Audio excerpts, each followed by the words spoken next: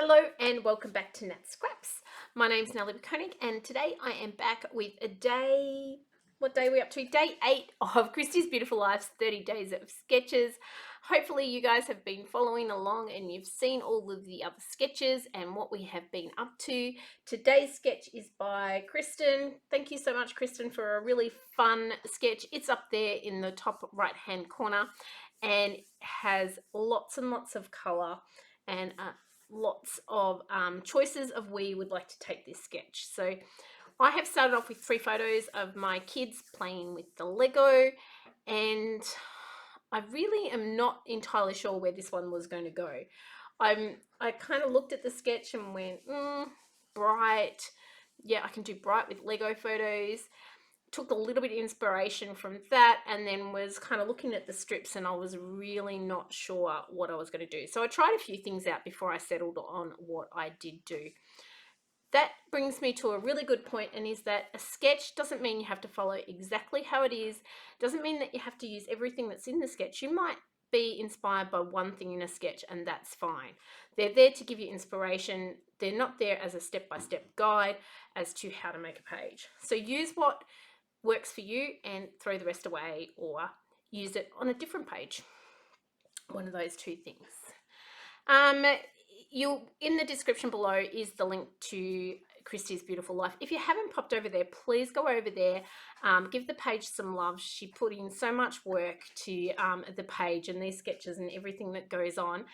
And if you're looking for somewhere to find some inspiration, that is a great place to go because there is tons and tons of it.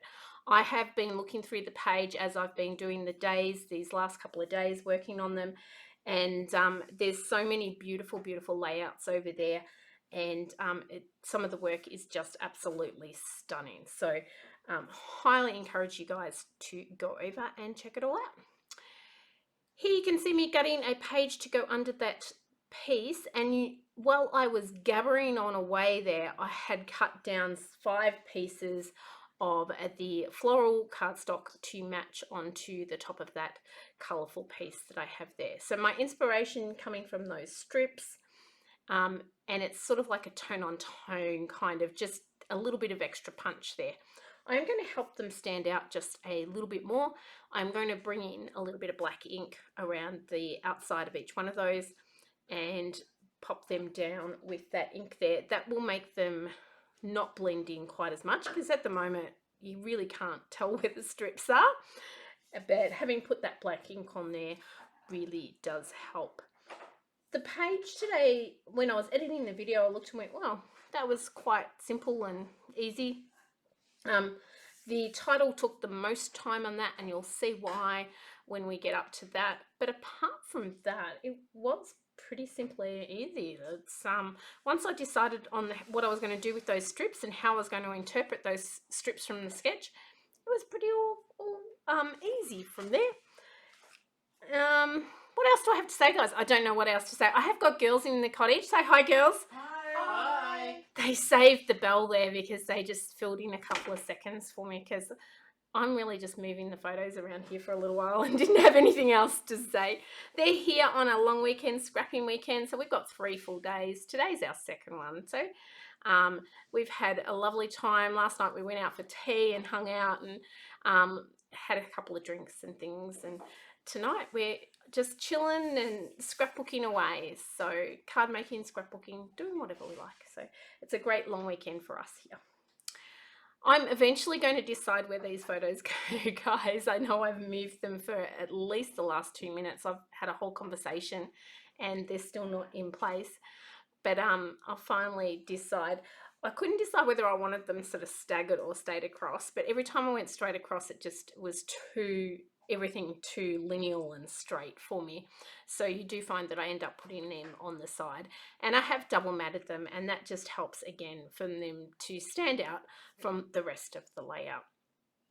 I'm going to start on that title in a moment, and that's the thing that is going to take a little while. I'm going to do it on the Cricut machine, and I just love the fact that you can cut so many different titles, so many different ways, change your size, change your shape, and get exactly what you like. I don't know how I ever scrapbooked without my Cricut machine before now, because I don't do many layouts where there's not something that I have created on the Cricut machine. So it's a real saver in many, many ways.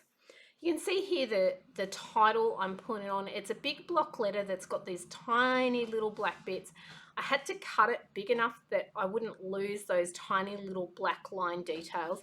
But now, having looked back at the video, I'm going, I could have just put them in with a texter. Of course I could have. But at the time I was very, very worried about those little black lines. And I'm killing myself laughing about that now because it really did take ages to do. I am putting those letters onto tissue paper, and the idea of that is that it's a little bit opaque, but it's not fully see-through. So it's blocking a little bit of what's in the background, but you can still see just what's there. And I like that play that you can sort of see things happening behind as well. Finally get them all done, and you can see all the inside pieces. We're not going to put them to waste because I'm going to give them to one of the girls in the cottage, and she'll be able to use that for a title on one of her pages. So we're not going to waste all those leftover bits. What's left now to do on this layout is to put a few embellishments on.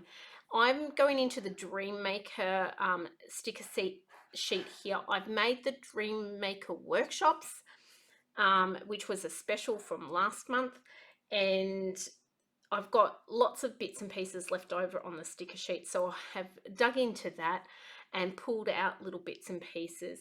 I've got the two little banner bits that were from a zip strip on the left and right photos. The middle photo is a sticker, and I've managed to be able to find some hearts that match those colours in those areas. But I still think that it's missing something, and I'm going to come back in a minute and add another little cluster up on the top left hand corner. So we always talk about clustering and where we put them, that those 3 points in a triangle around those 3 photos helps to draw the eye back into the photos. You can see I'm trying not to have 2 separate clusters there as I'm moving those bits that I'm trying to make around, because I don't want it to end up being 2 separate clusters at the top. I think I only just managed to draw those 2 clusters together with a flower or 2 to make them into one, but it only just kind of happens. It was very close to them being 2 up there. I had to work away at that. Stamping a little mini title up there, Beyond Special. And the little ones that are on the little orange banners are Spread Sunshine and Go Dream. And on the top little banner was this. And they just kind of remind me of Lego play and, you know, go and dream and build and things like that. So I tried to pick those out of the zip strip that was there. That is pretty much it, guys. That is the layout done. A few flowers and a couple of sprinkles of bits and pieces there. And it's all over Red Rover. I hope you have enjoyed this one. If you have, please hit the like, the subscribe, and leave a comment below. All those wonderful things that help the channel keep growing and me being able to keep making videos for you. Apart from that, I hope you have a wonderful, wonderful day, and we will see you on the next video. Take care, guys. Bye. Everybody say goodbye. Bye. See ya.